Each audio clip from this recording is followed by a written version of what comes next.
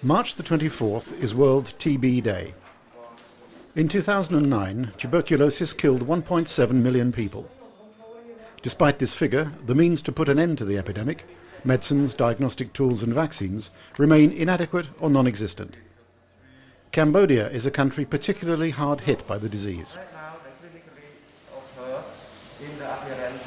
You're speaking of a disease that is impacting the life of tens and tens of thousands in Cambodia. So you're speaking about people that cannot go to school, that cannot learn, that cannot work, knowing that the poverty is very high in a country like Cambodia. You have about more than 30% of the population that is under the level of poverty. You can imagine the overall impact that is necessarily massive. The most widely used technique for diagnosing TB is sputum smear microscopy. However, many cases go undetected using this method. Alternative tests exist, but they are slow and require sophisticated equipment that is rarely available. At Kampong Cham Hospital, in the heart of Cambodia, doctors are discussing the case of this young boy. He urgently needs to be put on treatment, but without a precise diagnosis, how do they know which drugs to prescribe?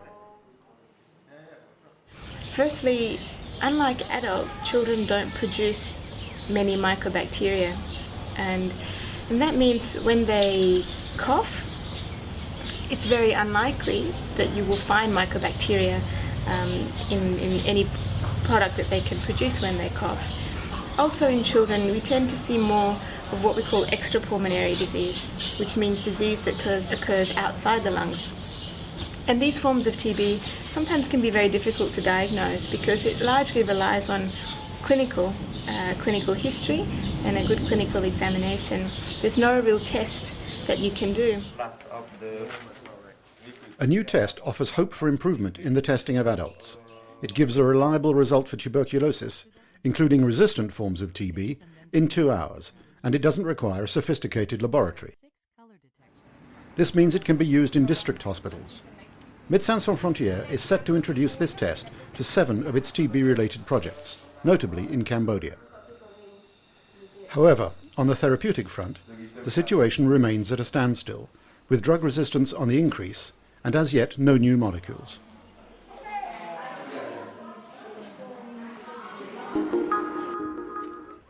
A young nation building its future. After 20 years of civil war in Sudan, the South voted in favour of independence. This summer, it will officially become the 54th African state. After 2 decades of conflict, South Sudan is faced with major challenges, including the lack of qualified medical staff and healthcare facilities.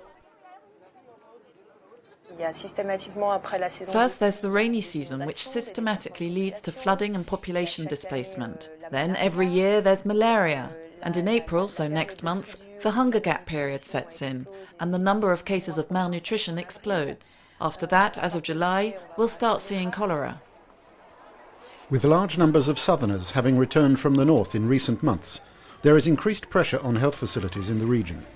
More than 750,000 people live in northern Bahr el Ghazal state, and healthcare needs are considerable.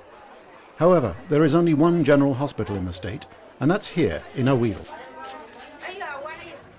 Médecins Sans Frontières has been working in northern Bahr el Ghazal since 1998.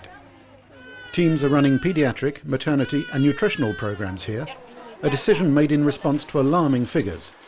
For example, 1 woman in 2 dying following a caesarean section. The maternity ward here does about 70 births a week, so it's pretty busy. And probably the biggest thing I've seen in the less than 2 weeks that I've been here is a lot of threatened abortions, incomplete abortions and stillbirth. That seems to be the majority of the problem that occur here. Today, the team tended to Ewin, a young woman who lives an hour away from Awil Hospital. She arrived having already been in labour for several days. She had a caesarean section. A girl? Yeah.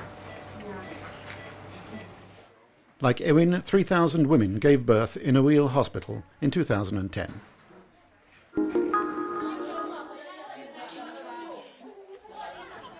There are an estimated 2 million women in the world, mainly in Africa, living with obstetric fistula, an injury that disappeared from the Western world a long time ago. Fistula develops during complicated childbirth if appropriate medical care is not available. They don't have the opportunity either to go to a hospital, to reach the hospital, or there is no hospital, or they don't have the money to go to the hospital and to pay the treatment. So they stay at home and they are in labor for hours and hours, for days. The child dies. Before the child dies, the pressure of the head into the pelvis reveals the fistula. If you have a pressure on the tissue all the time, there will be a necrosis and this will become a fistula. Obstetric fistula is a hole in the birth canal. The consequences are twofold. It results in incontinence and social exclusion, as women often find themselves rejected by their husbands and communities. In Burundi, fistula is called the backyard disease. Yet fistula can be prevented and treated by improving access to obstetric care and by developing fistula repair surgery programs.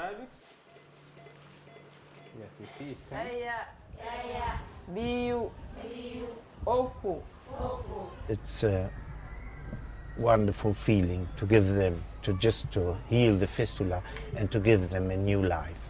If you see them coming and you see them leaving, different persons, you think you see different persons. Médecins Sans Frontières works in 3 fistula treatment centres in Burundi, Nigeria and Chad. In more unstable regions, such as here in Democratic Republic of Congo, temporary facilities are set up for a couple of months next to a hospital, and large numbers of women are treated within that time. In 2010, these different interventional approaches enabled MSF to treat approximately 1,000 women with fistula injuries.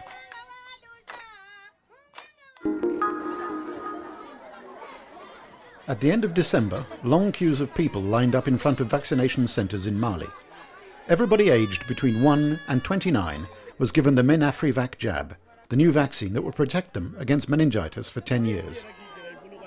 Si nous arrivons à atteindre les 95%. If we reach 95% of the target population, epidemics could soon become a distant memory and we could put an end to the meningococcal meningitis A. Mali is in Africa's meningitis belt, 25 sub-Saharan countries that are regularly affected by the disease. The previous vaccine only gave protection for 3 to 5 years. It wasn't worth vaccinating the population before an epidemic, as it's impossible to predict where or when an epidemic will strike. Teams had to wait for the first cases to appear before vaccinating.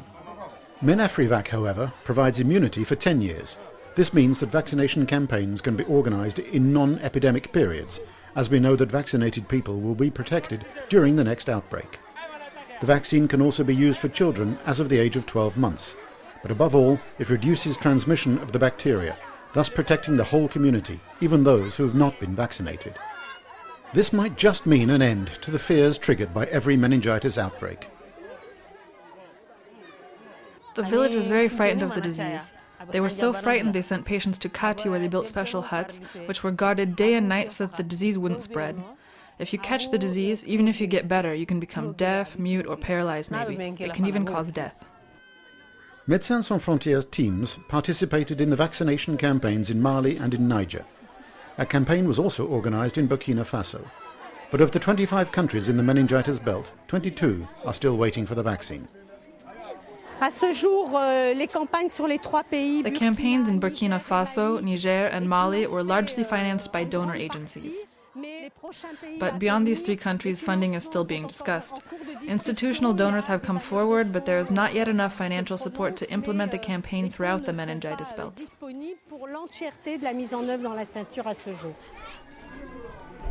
According to the World Health Organization, a further $570 million is required to vaccinate in all these countries, a sum it hopes to secure within 8 years.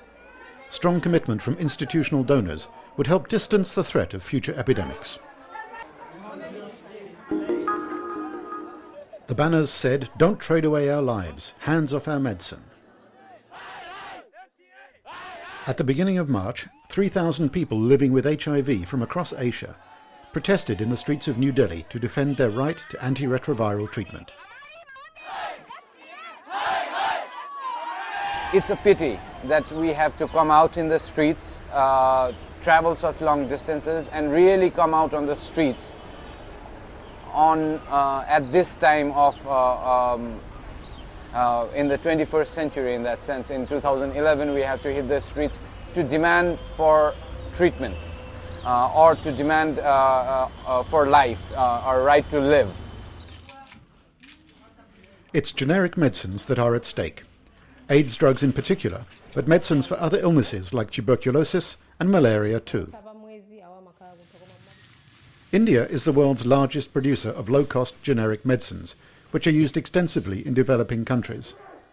Negotiations currently taking place with the European Union could restrict access to these life-saving medicines.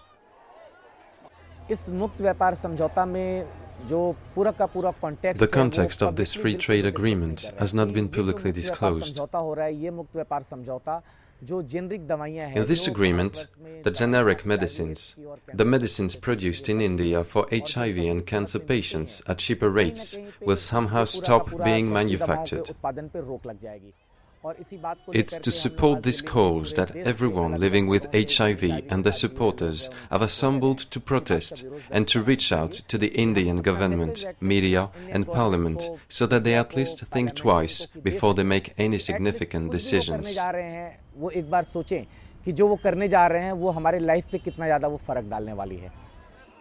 Intellectual property provisions in the free trade agreement, particularly the data exclusivity measure, would prevent Indian manufacturers from producing generic medicines from molecules that are already off patent or from molecules that don't even merit one. Millions of sick people in developing countries fear they will no longer have access to treatment, turning the clock back 10 years.